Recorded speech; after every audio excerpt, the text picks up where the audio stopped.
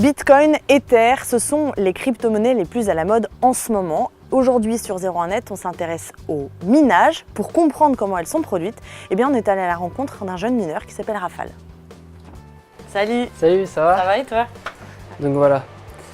Donc alors, ici, montre-nous. c'est là où j'ai mes petits nouveaux. Alors là, ce qui mine, donc là il y a Ethereum et là il y a Zcash. Ça c'est des petites RX 570, les formats mini. Et là en dessous c'est des vieilles cartes qui ont 5-6 ans, des HD 7950. Et ça pareil, c'est des 570. Et pourquoi tu as choisi ces cartes-là? Les plus rentables, rapport qualité-prix, celles qui consomment le moins aussi. J'avais commencé environ il y a 1 an et demi. J'avais lu un article sur 01net qui parlait du Zcash, donc d'une crypto-monnaie un peu anonyme. Et je me suis dit, il faut que je la mine, il faut que je commence. Donc j'avais commencé avec un PC portable et je me suis rendu compte que c'était cool, je gagnais 1 euro par jour. Et je me suis dit, bon bah tiens, si je testais un peu dans ma fac le programme de minage. Donc j'avais testé sur une dizaine, quinzaine, un petit peu plus de PC. Ça veut dire que tu avais pris des PC de ta fac sans rien dire à personne pour tester le minage. Okay. C'est ça.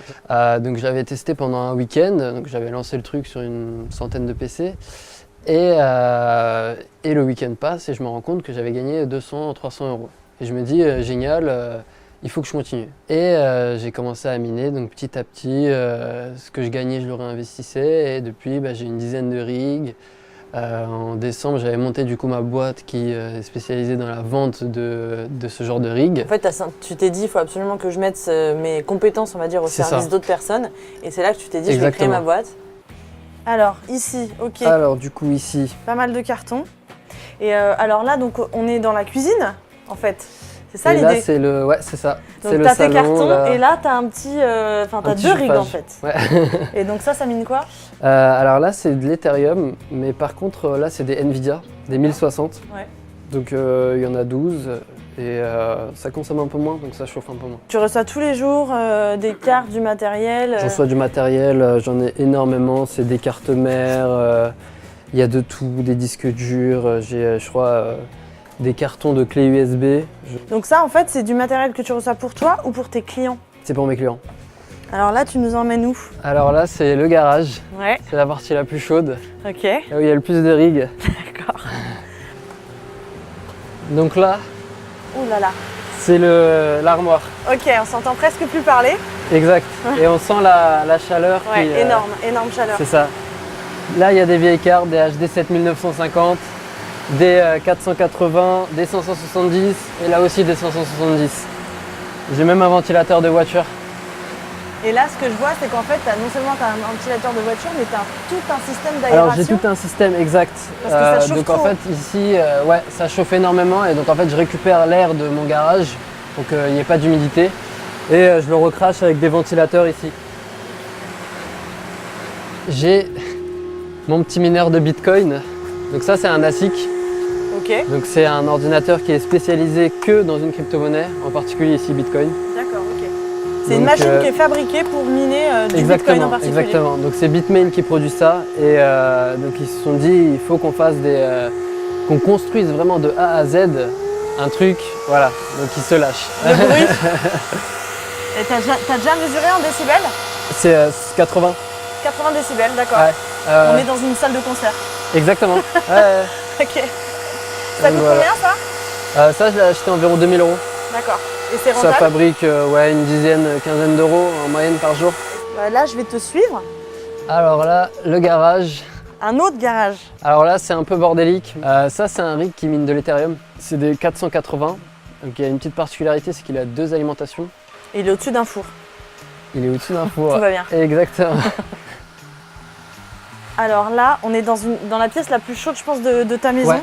Alors, il fait 47 ici, degrés. Alors on est à 35. Ok. Donc là, ça c'est un rig de ma boîte. Donc ici, c'est des 570. Ouais. Et ça, c'est mon premier rig. Donc on voit l'évolution quand même.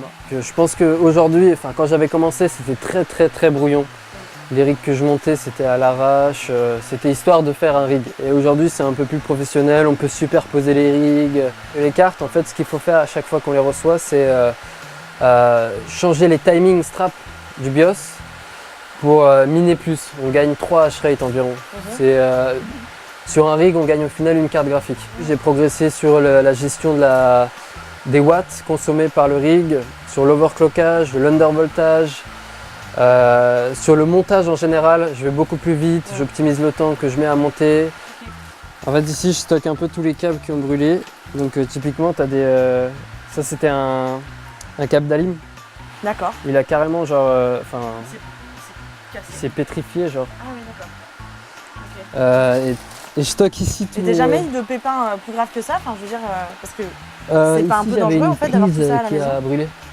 Il y a quoi? Une prise qui a brûlé. Ah ouais, quand même. Ouais. D'accord. J'avais cette prise qui avait brûlé, mais en fait c'est parce que j'avais trop surchargé. J'avais mis 4 rigs ici, donc c'est sûr que sur une prise ça tient pas quoi. Aujourd'hui, je mine principalement de l'Ethereum. Pourquoi? C'est la crypto-monnaie la plus rentable à miner sur mes cartes.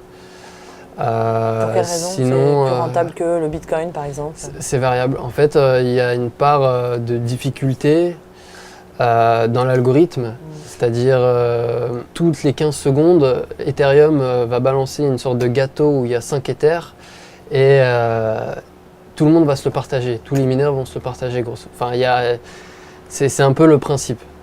Et aujourd'hui, le meilleur gâteau entre guillemets sur les crypto-monnaies, c'est l'Ethereum. Alors pour voir comment ça me fait gagner d'argent, je vais dans Payout. Et là, je vois au quotidien ce que j'ai reçu, ce que la pool m'a payé dans mon wallet, jour après jour.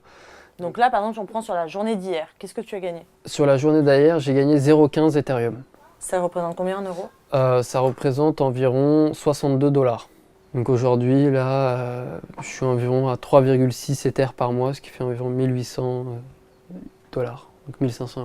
Mais ça ne veut pas dire que tu gagnes 1500 €? Donc il y a l'électricité, c'est 1000 € par mois. D'accord. Donc là, on est chez tes parents, tu verses la somme de 1000 € par mois à tes parents. Exactement. Okay. Et derrière, il faut prendre en compte aussi le fait que j'ai payé 3000 € pour ce rig, il faut que je le rentabilise. Donc il faut toujours allouer une... C'est ça. Et après, il y a le fait que je fais un peu de maintenance, donc il faut se rémunérer un petit peu là-dessus. Donc au final, vraiment, qu'est-ce que tu y gagnes? Actuellement, je tourne autour de 500 € par mois. D'accord. Mais il y a durant le boom de l'Ethereum où il est passé à 1500 $, j'ai gagné 3 fois plus. Donc j'ai gagné environ 4000, 5000 € par mois. Au-delà de l'aspect financier, c'est aussi une passion de me dire je contribue à une monnaie un peu alternative, à un écosystème blockchain en dehors des systèmes traditionnels. Et donc aujourd'hui, je le ferais même si ça rapporterait quasiment rien, du moment que je perds pas d'argent en électricité, quoi. Et tu t'es pas fixé d'objectif de revenu annuel avec cette activité? Tu réfléchis pas comme ça? À la base, je voulais justement essayer de gagner l'équivalent d'un SMIC. Aujourd'hui, je me contente de 500 € et c'est pas pour autant que j'arrête. Voilà. Parce que tu mises sur le long terme en fait. Je mise sur le long terme, c'est ça. Toutes les cryptos aujourd'hui que je fabrique, j'essaie de les conserver sur un wallet et de les garder dans quelques années. J'espère qu'à terme, ça vaudra beaucoup plus.